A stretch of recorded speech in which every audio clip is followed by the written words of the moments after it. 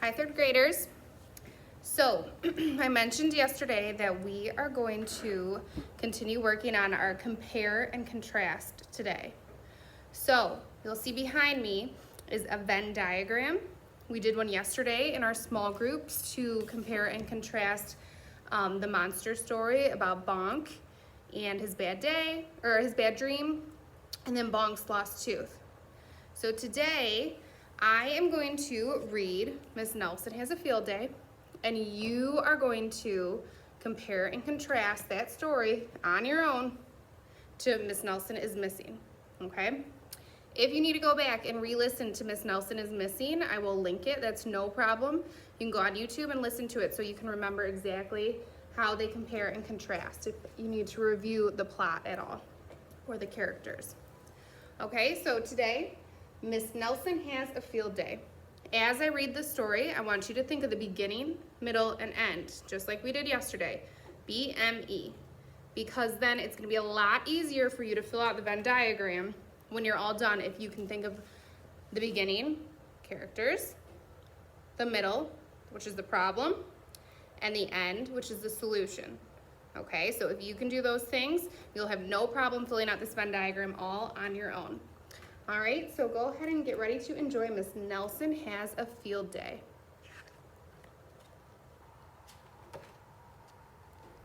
For some weeks now, gloom has blanketed the Hornsby Smedley School. No one laughed or threw spitballs. No one even smiled. Miss Nelson was worried. Everyone was down in the dumps. Even the cafeteria ladies had lost their sparkle. Mr. Blansworth was so depressed, he hid under his desk. "It's the worst team in the whole state," he said. Can you make an inference based on the cover of this book? What team do you think he's talking about? I want you to think about that. An inference is an educated guess.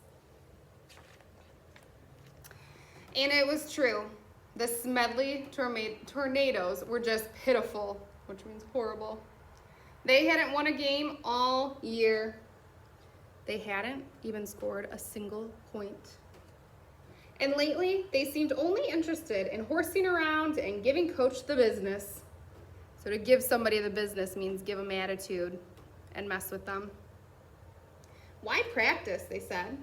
"We'll only lose anyway." So you might want to stop and think, and you can even take a little note. Beginning.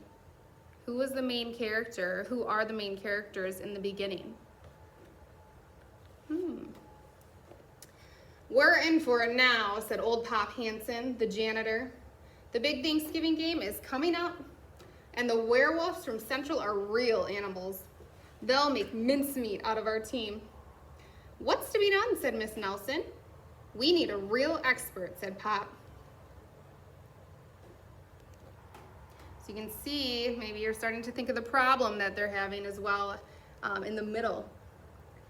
That afternoon, while Miss Nelson was grading papers, she heard wild laughter. It was coming from the teacher's lounge. Coach Armstrong had cracked up. "I'll make a fresh pot of coffee," said Miss Nelson. So when she said he's cracked up, it means he's going crazy. He's losing his mind. When Coach had calmed down, Miss Nelson took him home in a taxi. "You need a nice long rest," she said. The next day, it was announced over the PA that Coach Armstrong would be out for a long time with the measles. "Who will take his place?" said the kids. So now we've come to our big problem. It was a problem that the football team is not good, but there's a bigger problem that just happened. So think about what that is. What is the big problem that just happened?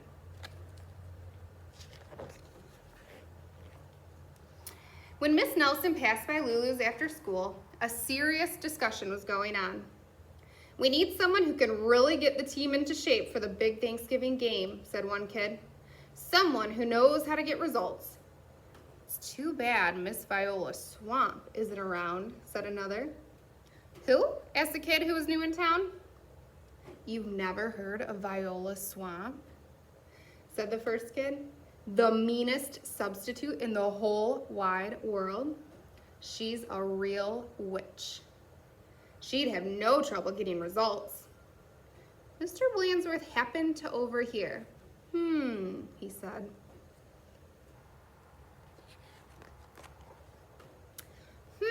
Said Miss Nelson. And she wasted no time getting home. After rummaging around her closet, she found what she was looking for, an ugly black sweatsuit.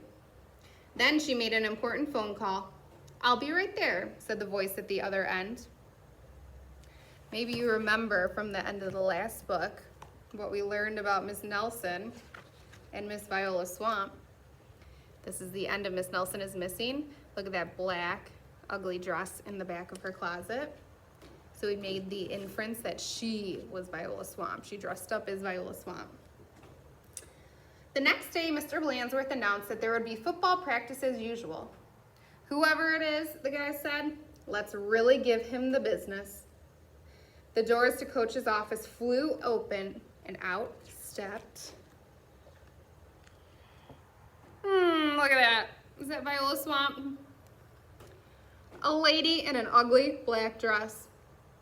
"My name is Viola Swamp," said the lady, "and I'm here to get results." "It's Blansworth," cried the guys, and they laughed him off the field. "Oh, rats," said Blansworth. "How could they tell?" Just then the guys overheard the sound of squeaky tennis shoes. "I am Coach Swamp," said the lady in the black sweatsuit.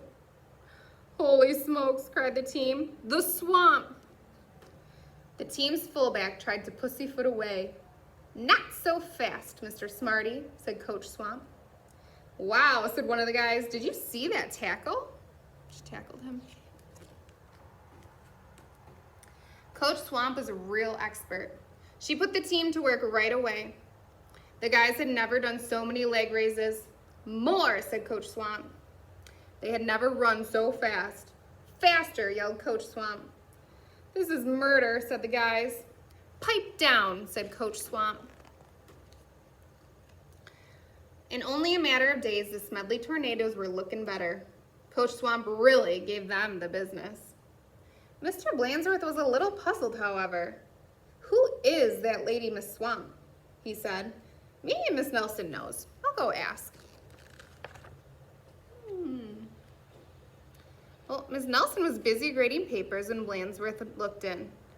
"I don't want to disturb her," said Blansworth. "She probably doesn't know anyway." That's confusing, because there's Miss Nelson and there's Miss Swamp at the same time. So from the last story, we thought they were the same person dressed up as Miss Swamp. But now I'm a little confused. Down on the field, Coach Swamp was having a little talk with the team. "And don't ever think you can horse around again," she said, "because the Swamp will be watching." When Coach Armstrong returned from his rest, he was very surprised at what he found. The guys played like a real team. "How did this happen?" said Coach Armstrong.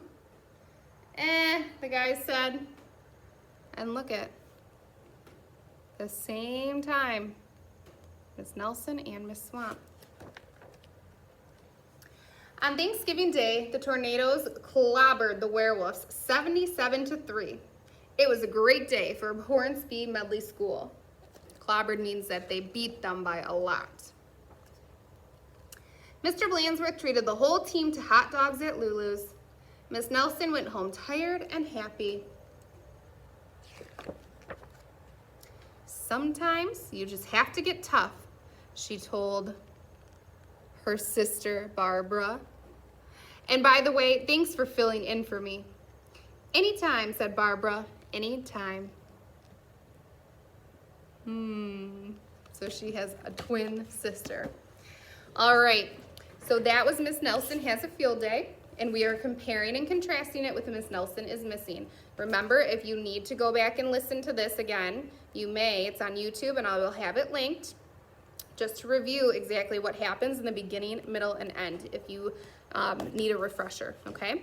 Before I send you off, I wanna give you a little example of what it's gonna look like when you do the Venn diagram. So yours is gonna be on Google Slides, and you're gonna pull it up, and you're gonna click, and you're gonna edit, all right? I will already have the titles of the book there. So Miss Nelson is missing, and Miss Nelson has a field day. Remember, in the middle, we put the things that happened in both books, the things they had in common. On the outside, we put the things that were different about the books. And when we put something on this side, we need to write something on this side that correlates. So that means that like relates to what happened. So for example, Miss Nelson is missing. Well, the problem was Miss Nelson was missing, right? That was the big problem. Okay, so I'm helping you out. If you want to use one of this for one of your answers, you may, but you're going to have to give me 2 on each side and in the middle. So the problem was Miss Nelson was missing. Now, I'm not just going to keep moving on. Since I told the problem in this story, I also need to write the problem in this story. So think, what was the problem in Miss Nelson had a field day? The problem was the football team was not good, right? But the biggest problem was the football team lost their coach. They didn't have anybody to come coach and teach the kids how to get ready for the football game. So the problem was the football coach,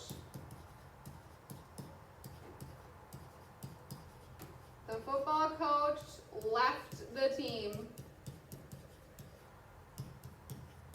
team hanging, okay? So they left the team. And so Miss Nelson, or Miss Viola Swamp, had to fill in, right?